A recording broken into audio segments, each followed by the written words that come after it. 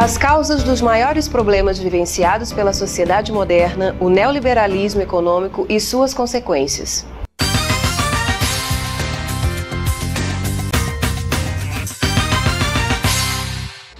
Essa semana, iniciamos uma série de programas que abordam um tema de suma importância para entendermos as crises da sociedade em que vivemos. Os defensores do neoliberalismo acreditam que a economia mais competitiva garante o desenvolvimento tecnológico e uma inflação sempre baixa, graças à livre concorrência. Já os críticos do sistema afirmam que essa doutrina econômica só beneficia grandes potências mundiais. Como que isso nos afeta diretamente? É o que vamos explicar agora na matéria. O capitalismo transforma tudo em mercadoria, então o que era para ser direito constitucional garantido como saúde, educação e moradia, vira um instrumento de interesse dos setores dominantes. O principal foco da política econômica, o controle da inflação se dá pelo quê? Por esse aumento da taxa de juros. Então a população sempre está sofrendo, no caso do capitalismo neoliberal, porque ela nunca vai ter uma política social voltada para ela. A política do governo é essencialmente de controle da inflação e controle da taxa de juros. Se você tiver um governo realmente democrático e popular, que volte para o desenvolvimento nacional, aí você tem a possibilidade de implantar esse governo. O que as forças sociais precisam hoje é contrabalançar o peso do setor conservador que tem dentro do governo. E as forças sociais precisam se articular de forma unitária, todos unidos em torno de determinadas demandas para empurrar o governo para fazer políticas mais progressistas. O governo tinha gastos no setor público, o que acarretava menos desemprego, ocasionando uma demanda gerada por todas as classes, que têm seus salários garantidos no fim do mês. Esse esquema é alimentado pela arrecadação tributária, que sustenta a fórmula que são os gastos públicos. Já o neoliberalismo foca no estímulo da oferta e não no estímulo do consumo das classes populares. Com essa excessiva oferta, a necessidade de consumir pode gerar muitos problemas. A gente tem alguns princípios e algumas normativas sociais que são colocadas para a gente. Uma delas é a necessidade de a gente ser mais igual aos outros. A gente precisa ali ter um padrão, né, um modo de se comportar padrão que responda às necessidades de produção. O mais importante é a gente ver esse mecanismo que eu estava falando antes. E aí, esses mecanismos produzem alguns tipos de sofrimento mais evidentes, por exemplo, as depressões, não é?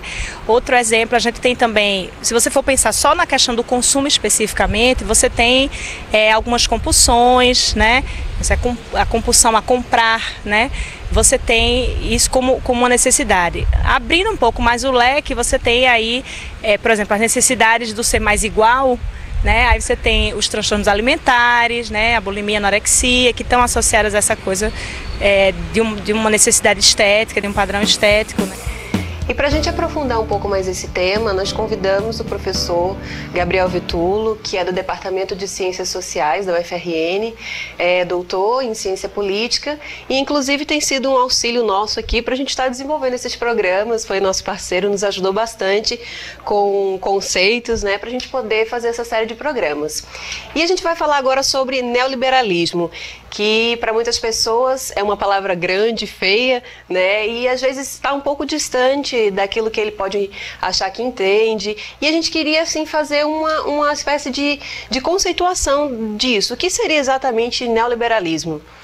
Antes de mais nada, Lívia, eu quero agradecer mais uma vez pelo convite, sempre uma honra poder participar do programa de vocês. Eu creio que este tipo de programas são programas importantes para esclarecer a população a respeito justamente de certos conceitos, certos temas que estão muito presentes na mídia e que, entretanto, nem sempre são explicados como deveríamos. Então, neoliberalismo é uma ideologia, um movimento político que já tem uma longa história. O neoliberalismo foi inventado, digamos, teve origem nos finais dos anos 30, inícios dos anos 40 do século XX, quando pequeno grupo de intelectuais, cientistas políticos, cientistas sociais, economistas, jornalistas, diplomatas começaram a se reunir inicialmente nos Alpes suizos para elaborar o que depois seria conhecido como o neoliberalismo.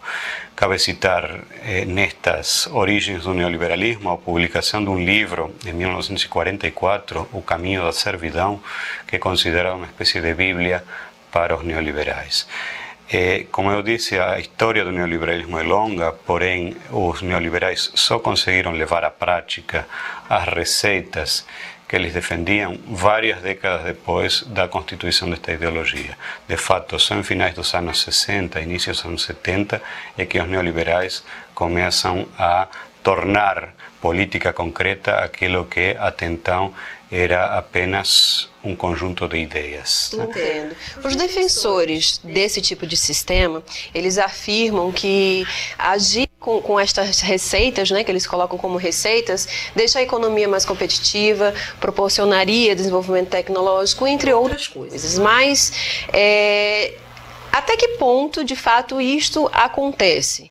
Em primeiro lugar, é importante citar quais são os grandes objetivos perseguidos pelos neoliberais em matéria econômica. Estes objetivos basicamente são dois.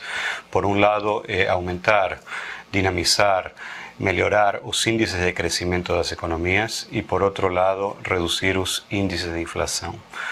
Para atingir estes objetivos, os neoliberais defenderam toda uma série de receitas, as quais podem ser resumidas em alguns pontos, como, por exemplo, redução do tamanho do Estado, principalmente a partir da redução do gasto público e especificamente do gasto social, redução de impostos ao grande capital, às empresas, aos empresários, aos grupos econômicos. A ideia é que o capital pague menos impostos, redução do poder dos sindicatos, fragilização dos sindicatos, aumento do desemprego. Isto está no receituário neoliberal como um elemento bem explícito, redução ou flexibilização das leis trabalhistas.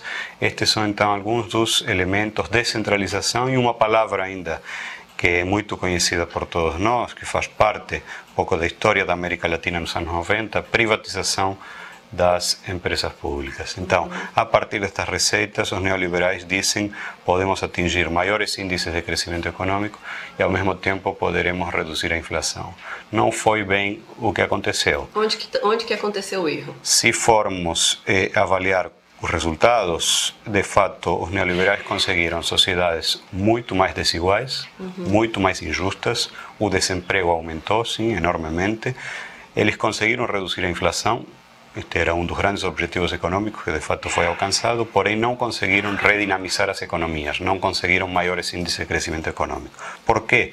Basicamente porque eles, ao apregoarem a liberalização, a desregulamentação de todos os mercados, eles levaram a uma possibilidade até então nunca vista de circulação, livre circulação dos capitais, de modo tal que se tornou mais interessante para os capitalistas investirem no setor financeiro, naquilo que é conhecido como grande cassino global, na especulação financeira, em lugar de investirem os maiores lucros na área da produção. Então isso fez com que crescesse enormemente essa economia financeira e, entretanto, o setor produtivo dos diferentes países que seguiram estas receitas não apresentasse melhores desempenhos, né? No caso aqui no Brasil, foi Fernando Collor de Mello quem iniciou, né, vamos dizer assim, a implantação do neoliberalismo. E a gente sabe que houve algumas crises, né? 2 anos depois ele foi colocado para fora através do impeachment. E a gente queria saber se você acha que as ações dele voltadas para essa implantação tiveram algum reflexo, tiveram alguma influência nesta queda dele. Antes de entrarmos propriamente no caso do Brasil, devemos citar que boa parte da América Latina entrou na onda neoliberal justamente nessa mesma época. A única exceção, que é exceção na América Latina e exceção na escala internacional, o país que foi precursor no ingresso na onda neoliberal foi o Chile nos anos 70, logo depois do golpe militar, civil-militar, propiciado, encabeçado por Augusto Pinochet. ¿Por qué eu cito Chile? Porque Chile nestas últimas semanas está bastante presente na mídia, na medida em que a sociedade chilena vem contestando de forma bastante ardorosa, bastante forte, o neoliberalismo. No que se refere ao Brasil, o Brasil iniciou, entrou na onda neoliberal com Fernando Collor de Mello. E tu me perguntas, este fato será que ajudou a queda do Fernando Collor? Com certeza, né? O elemento mais visível foi o tema da corrupção, mas não foi só isso que terminou de forma antecipada com seu governo. Houve grande descontentamento nas classes populares, setores médios e também até em certos setores do empresariado, com o tipo de medidas que foi levada adiante pelo governo Collor, o que sem dúvidas então ajudou a acelerar a sua queda.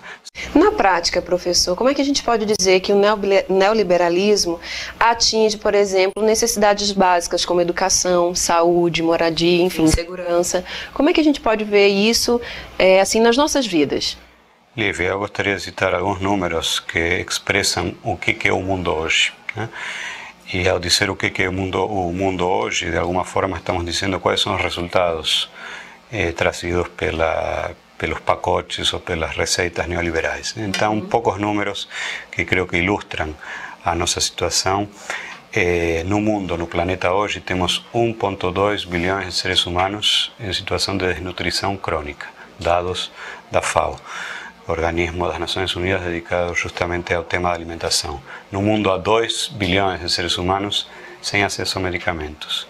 No mundo ainda cabe citar que há 900 milhões de seres humanos sem acesso à água potável. Temos 1,6 bilhões de seres humanos sem acesso à eletricidade, 2 bilhões e meio de seres humanos sem acesso a esgoto e 8 milhões de seres humanos maiores de idade estão no analfabetismo.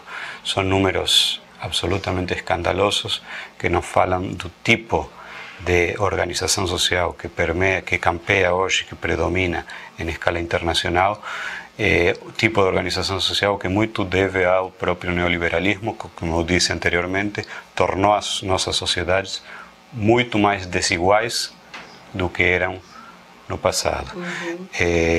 Mais 2 números apenas, o 25% mais pobre da população mundial hoje fica com menos de 1% da renda mundial, enquanto os 10% mais ricos angariam 71% da renda mundial. Ou seja, esta disparidade brutal é a que explica muitos dos problemas, sérios problemas que a humanidade enfrenta nos dias de hoje. Na vida cotidiana de todos nós, isto aparece na medida em que tem muitos latino-americanos que não têm acesso à água, que não têm acesso à educação, que não têm acesso à saúde de qualidade. Isto em qualquer país da América Latina, incluído, logicamente, nesta análise, o próprio Brasil. Nós temos visto, nos últimos tempos, você citou aqui o caso do Chile, mas nós também tivemos um movimento muito grande no mundo árabe, na própria Europa, em que algumas pessoas têm falado que isso pode ser uma queda do neoliberalismo. Existe uma grande revolta. Em outro programa nós falamos sobre isso, gerado da juventude, em virtude exatamente de desempregos. Você acha que pode ser sim uma queda do neoliberalismo? Você acha que pode vir um outro sistema? Enfim, como é que é essa crise por qual passa o neoliberalismo no momento? Não há dúvida que o neoliberalismo enfrenta uma crise forte, uma crise que provavelmente seja uma crise que coloque um fim no neoliberalismo. Agora, quanto vai durar essa crise? Não se sabe. Aqui eu gostaria de citar um grande revolucionário, um grande teórico, um grande intelectual italiano, Antonio Gramsci, que dizia: nós estamos, estou tentando utilizar a análise que ele fazia na época, trasladada aos dias de hoje, estamos na etapa de transição, de um velho não termina de morrer e o novo ainda não terminou de nascer.